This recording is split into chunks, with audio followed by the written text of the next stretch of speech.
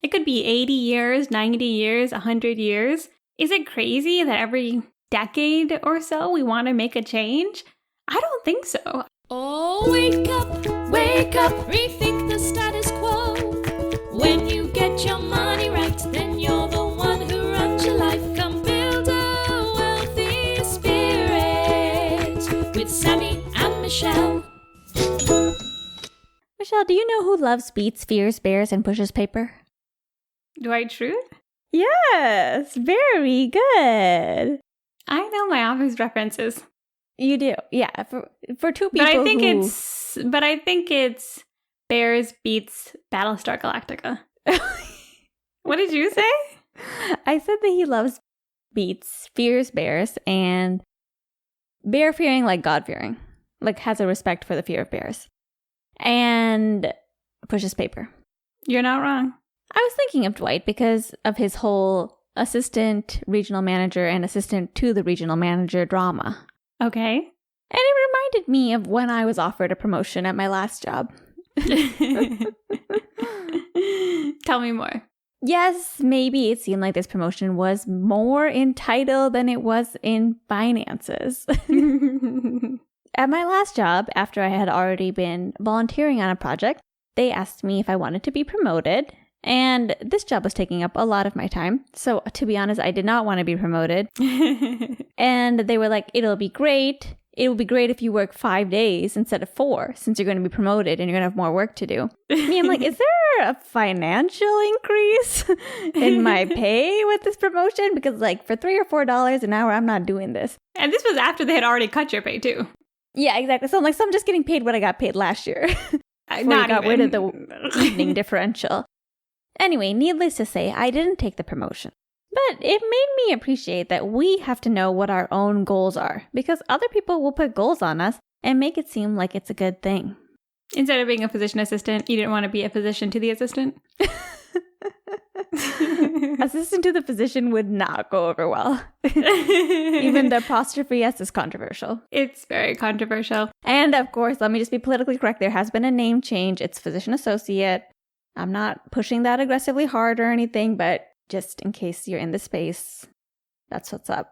I just want to let you know from a non-healthcare perspective that nobody knows anyway. But I like your main point there. It's true. We have goals for ourselves, and if we're not careful, or we don't have goals for ourselves, or if we don't know what we value and how we want to spend our time, it's really, really easy for other people to tell us, oh, you want the promotion, or oh, you want to see more patients, or whatever is next on your ladder, when that may be something that you actually don't want. It's so true, Sammie. We talk about a lot at Build a Wealthy Spirit how we often checkbox our way to the top and then feel a little bit unsatisfied.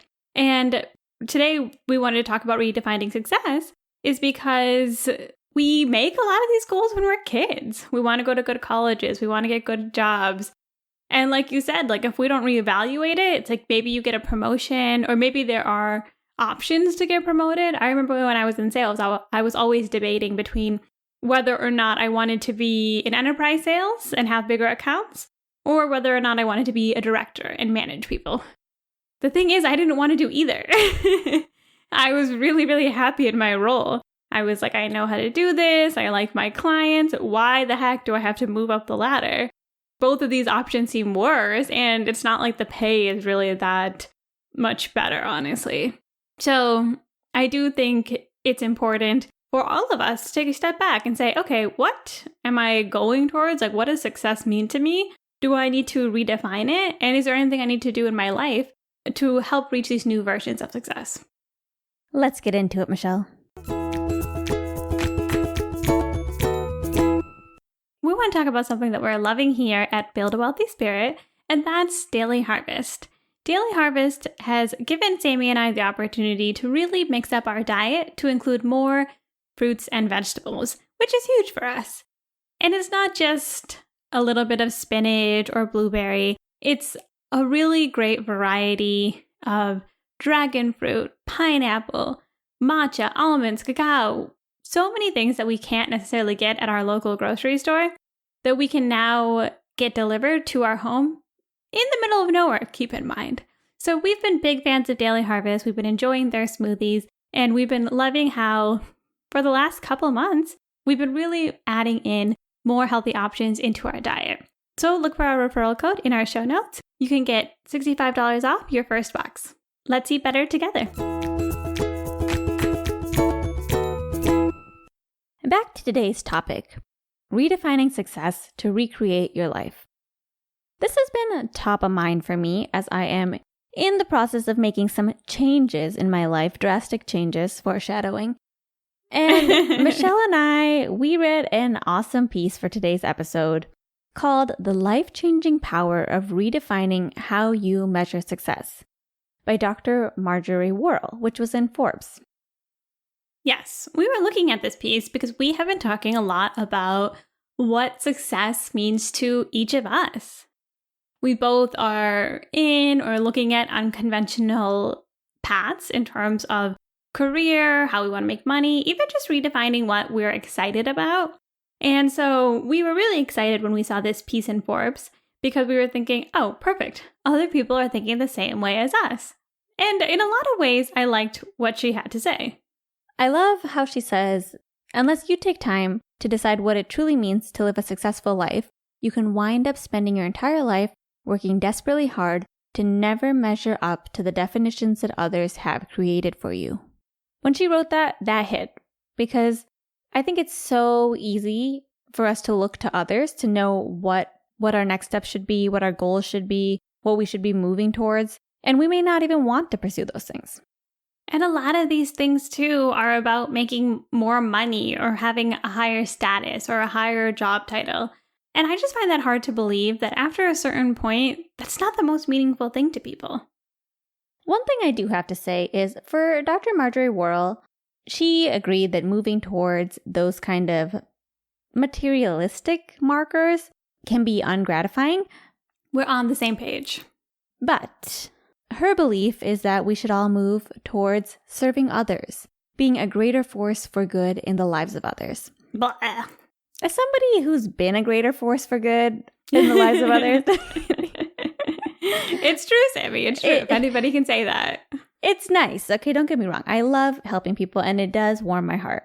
But I do actually think that it's really important to have balance in your life and it's really important to prioritize yourself as well. If there's anything I've learned, at least for myself, it's that serving others is also not the end-all be-all. You think you might want that red Lamborghini, and then you're like, no, let me just help a bunch of people. That'll be so much better. It's better, okay, but it's not going to solve all your life problems. You need a life that lines up with your personal values. I do agree with that, Sammie, especially when it comes to doing meaningful work in like a corporate environment, because unfortunately, a lot of times that's an excuse to get people to work for, let's say, less pay or work longer hours. I remember when I was working at different nonprofits, one thing that really frustrated me was that I was making $0 to minimum wage, depending on whether or not it was an unpaid internship or not. But the whole message was, oh, we're helping people. You should be so happy you're here. We're doing such good work. And I just have a problem with this, finding meaning in your work and serving others for the service of like a company or a business. And she even kind of hints at this too, this whole concept of doing meaningful work to become a better worker. Like she says, studies have found that purpose-driven people are 4 times more likely to be engaged at work, 50% more likely to be a leader, and 64% higher level of career satisfaction. And that just seems like a weird connection to me. It seems very jobby mindset, Michelle. I agree with you. It's almost like by helping people, you will be a better worker and make more money and all these jobby mindset things. It kind of misses the whole purpose of life. Period. I agree. Like, I think it's good to help others and I think it's good to do good, but I think we put too much pressure on either or when it comes to success, where it's like, oh, I'm successful if I'm making tons of money and I have this high job title, or I'm really successful if I'm like Mother Teresa and I'm doing a lot of good in this world. And Mother Teresa didn't care about her job title, okay? Maybe. Not sure. But if I was to guess, that wasn't the thing that was motivating her. It was just something that was like intrinsic. And I think that's what's important. It's like, what's important to you? If it's good and it helps people, that's awesome. I think as long as you're not evil, right? You're probably having a positive impact in the world. Yes. Whether that's your local community or the greater world. And that's why I think one of the biggest steps in redefining success for yourself is knowing what your goals, knowing what your values, hint, hint, values quiz again, knowing what your values are. I think that's so true, Sammie. And to reevaluate it, because maybe you had a North Star 10 years ago, but today it might not be the same one. And I think a lot of times we don't pause and think about what that is.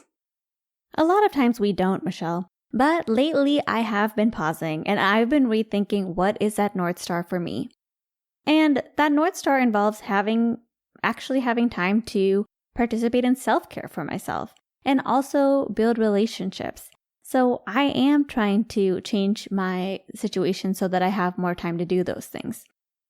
And it's funny because as I think about changing my situation, I see myself and also my friends still clinging to that jobby mindset. For example, for me, when I first started thinking about leaving my job, I thought, you know what, maybe I'll still come back here and work in the wintertime. Because it's sunny here, it's a good job, I can make some money. Even though making money was actually not on my list of things that I valued or were important. For this time period, making money was not the number 1, 2, 3, or maybe even 4 or 5th priority. That's on the back burner. But I still found myself moving towards that. And it's funny because when I talk to my friends, especially my PA friends, I've talked to my old coworkers, my old classmates, and I think they all initially start out from a similar place. They're like, oh, maybe you could just be a PA in a different specialty, like interventional radiology or urgent care. Or maybe if instead of primary care at a community clinic, you could do primary care at a university clinic. Maybe they have better boundaries. Or maybe a new career in general. When career and finances weren't even on the list of things that were important to me in my new life, I find that me and, the people around me, we have a tendency to prioritize those things. I can totally see that, Sammie.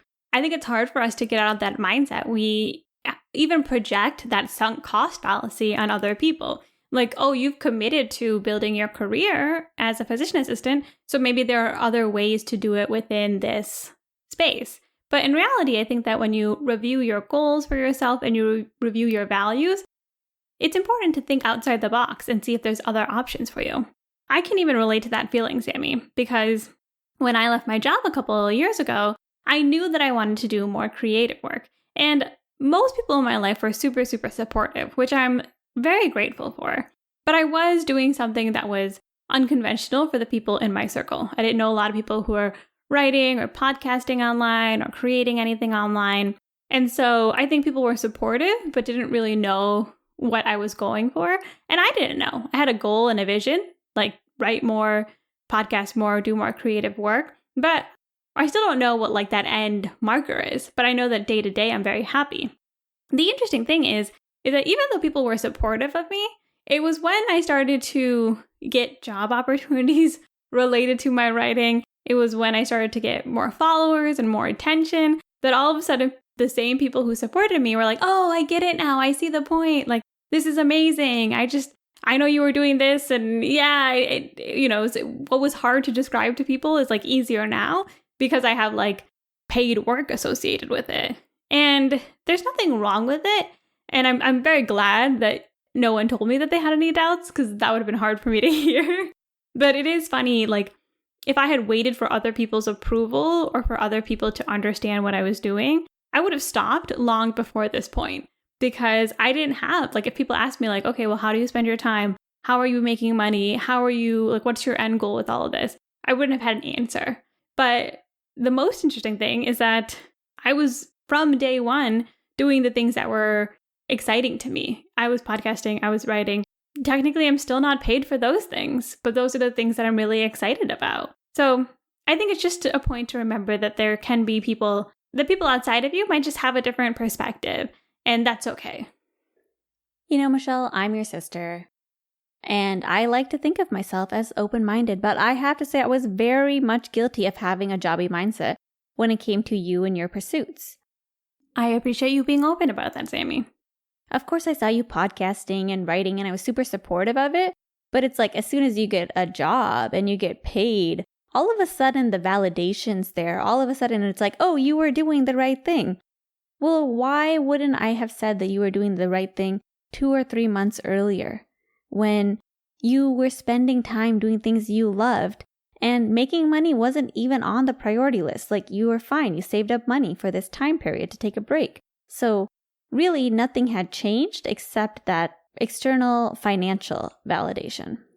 It's true. And that's just how it is. And I want to say, too, that if you are making a pivot in your life, chances are that's going to be the case. Because if you move out of your field or you take a break, you're going to go back to beginner's mindset. You're going to be starting something new. You're going to be rebuilding.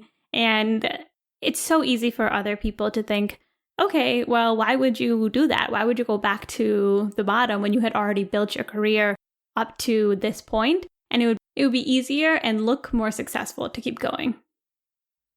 So if you're noticing that your life is not quite aligned with how you want it to be, like you're spending time doing things that you wouldn't want to be doing for good portions of your time, then I think it's time to make a plan to take action. You don't necessarily have to take action today or tomorrow, but it is good to have an exit plan or at least a plan for change. I agree, Sammie. We've spoken before about how when you start to feel like you need to make change in your life, you can get kind of angsty. And I think that's why making a plan really helps. Understand, okay, these are the things that I want in my life. I want to spend more time with my children, or I want to focus more on my career, or I want to switch careers, or I want to take a break. Even if you know that that's what you want, at least admitting that to yourself, you can be like, okay, I want to make change. And then step 2, how can I work my way to this? You don't have to go into your job and say, goodbye, y'all, I'm done.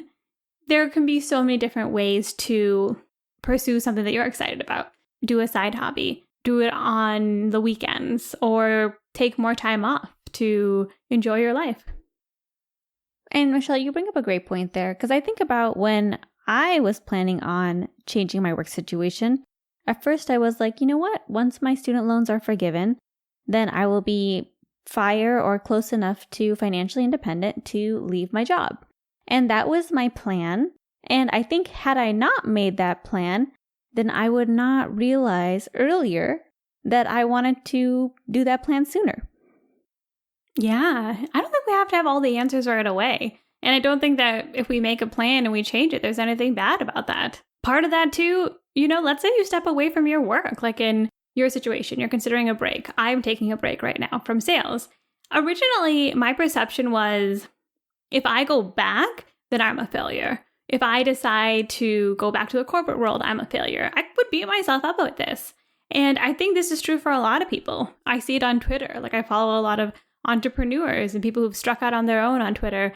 And sometimes they'll have this big apology like, hey, just so you guys know, I'm going back to the corporate world. And it's like, hey, good for you. Like, if that's the step for you and that's going to make sense for you, I applaud it. And I realize that's true for myself too. I'm like, hey, I'm so happy that I've built skills in sales. And if that is something I choose to go back to in the future, I'm glad I have that option. I think it's really easy for us to feel like people are judging us because truthfully, we have probably judged other people in the past. Oof, I know it's true for me, Sammie. And that's like our karma. I think about our old roommate. She was working at an awesome tech company and she decided to become a full-time yoga teacher. And I was fully supportive of this. I'm like, that sounds so cool. She's very diligent. She said she's got enough money to, live for a little while. I'm like, that's awesome. But throughout the journey, I saw her having more struggles, like maybe struggling a little bit more financially and being more stressed out. And in my head, I thought, oh no, she made the wrong turn. And also, even though she had told us that she was okay financially, I wasn't into FIRE at that time. I had no idea what it really meant to be okay financially. I'm like, maybe she had a few $1,000s and they're gone now. I was putting my own fear and my own scarcity mindset on her when I didn't even know her situation. And now as I make changes in my own life, I can feel those same things from other people, and they may not even be projecting those things, but because I had thought those things in the past, I'm perceiving that they must be thinking similar things about me. Oh, I totally get that, Sammie. Every time someone used to leave my first job, I used to say they're not going to be as happy. Everybody ends up switching their jobs multiple times after this one. We are in such a great situation. And then one day I felt the same way as them. I was like, okay, I'm ready to go and try something else and challenge myself. And I switched jobs and I ended up getting let go from that next job.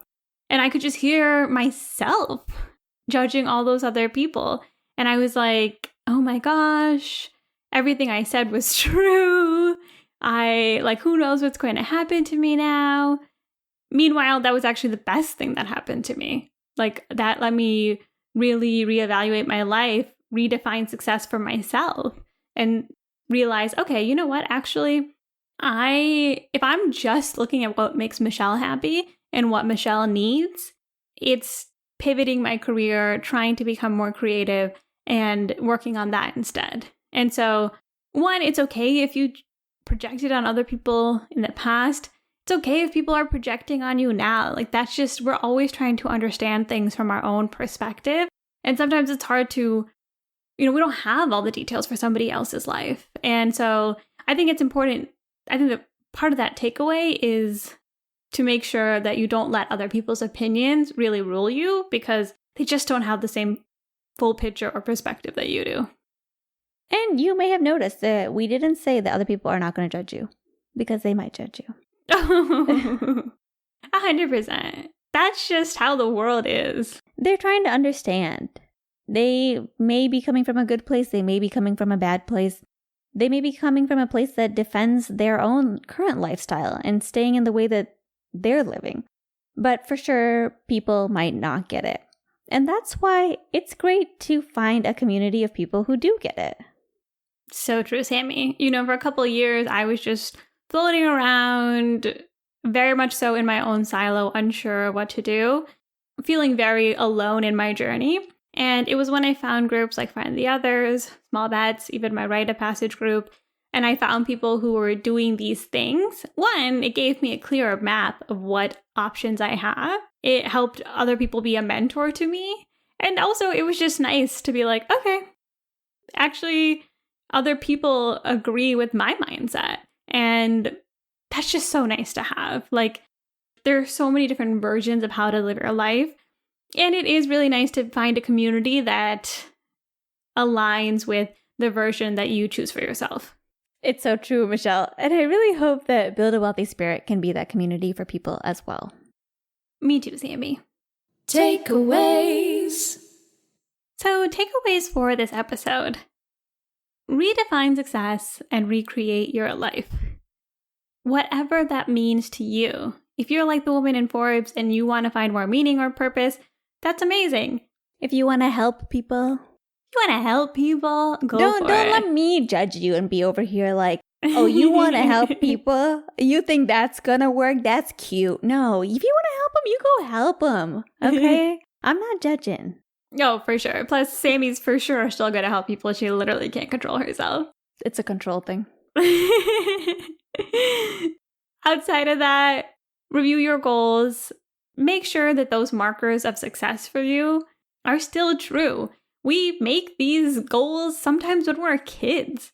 And now maybe we're achieving them and we can actually say from experience, this is making me happy or this is making me unhappy and I want to make changes. 100%, Michelle. It's normal that our goals and our values will change over time. That's perfectly normal. And I think we can feel like when we want to make a drastic life change, like, did we do something wrong? It's like, no, you're just in a different season of your life. And so you want things to be different. That's not a crime. Especially when, if you think of the human lifespan, it could be 80 years, 90 years, 100 years. Is it crazy that every decade or so we want to make a change? I don't think so. I think we can make a decision, live a fulfilling life doing that thing for 10 years, that job we chose, that unconventional life path. And then in the next 10 years say, you know what? I'm ready for something different. Nothing wrong with that. Takeaway number 2, make a plan to take action. Once you decide what you would want your life to look like, and perhaps realize that your current life doesn't match 100%, then make a plan for change. It doesn't mean that you have to do anything drastic in 3 months or 6 months or a year. It can, if that's what you want, but just show yourself that you are willing to make a change and change your situation. And when you start to get a sense of what that looks like, find communities in the same situation. I'm in groups where people are doing unconventional paths. Sammie found FIRE. Oh, that's true. So it helps so much because those people can both help give you knowledge, they can support you, and they can show you options that you might not have even considered. For example, when you land at the airport, take whichever shuttle is there to whatever hotel or rental car place that thing is going to, then call the Uber from there. Way cheaper. Okay, Sammie's just been things you learn in the FIRE community. Sammie has been sitting on that hack.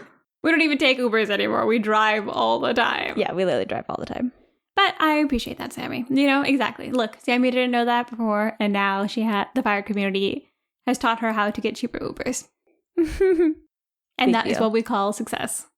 Let us know. Are you thinking about change? Have you redefined success for yourself? Or are you happy with the path that you're on? BuildAWealthySpirit.com. You can leave us a comment and we will respond because we are so excited to hear from you. We love to know your thoughts on this topic. Community time! You know, Sammie, one part of redefining success to me was having the ability to throw trash away in other places outside of our house. Something we couldn't do in San Francisco. You might be wondering, why are these girls trying to throw away trash at other places? I wonder how we end up in this situation too myself so many times. Maybe you're moving and all the trash that you want to put in your trash can doesn't fit in there. Okay, we're about to talk about illegal activities. Oh, okay, sorry. This is all hypothetical. And we just want to say is not true. We don't want to condone any of this behavior.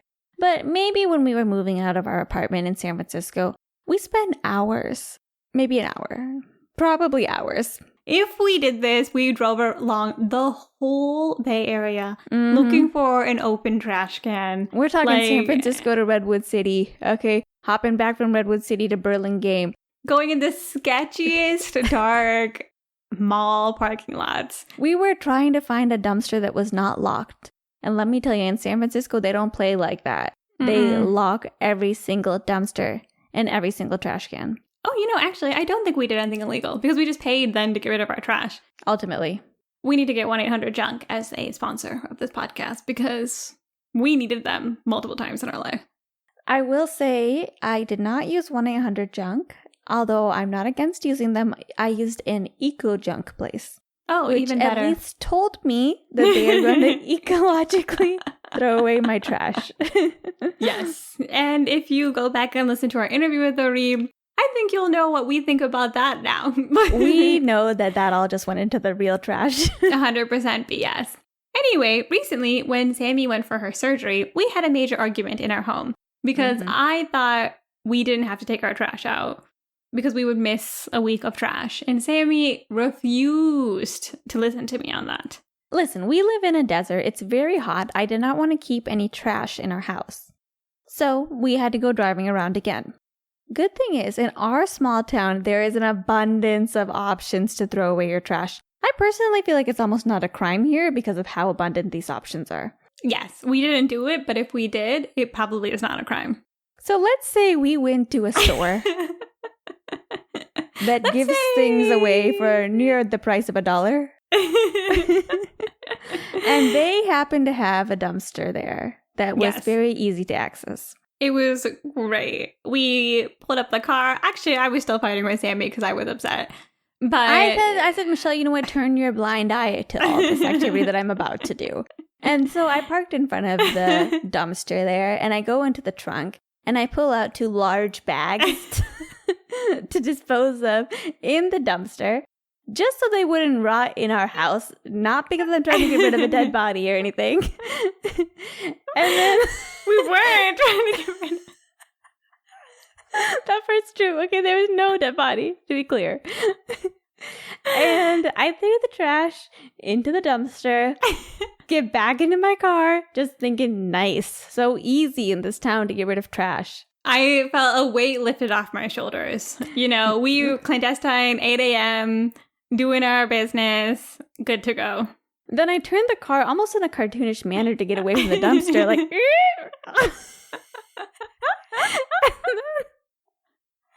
we are face to face with two people in front of the Dollar General who are staring at us.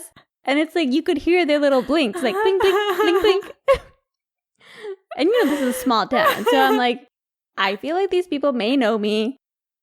But yes, I did throw away trash in a dumpster that did not belong to me.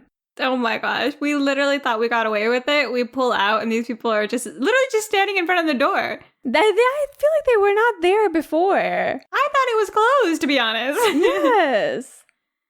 So, I don't know what to tell you.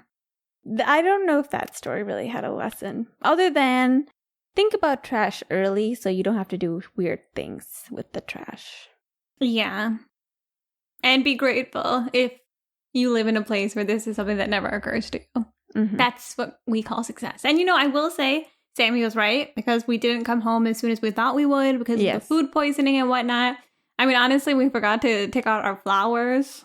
Oh, yeah, our live flowers that were in the house, so our house still felt a little musty. So it was worth it if we had done it. And hypothetically, it was worth it. Hypothetically, it was worth it. And yeah, we don't condone that at all.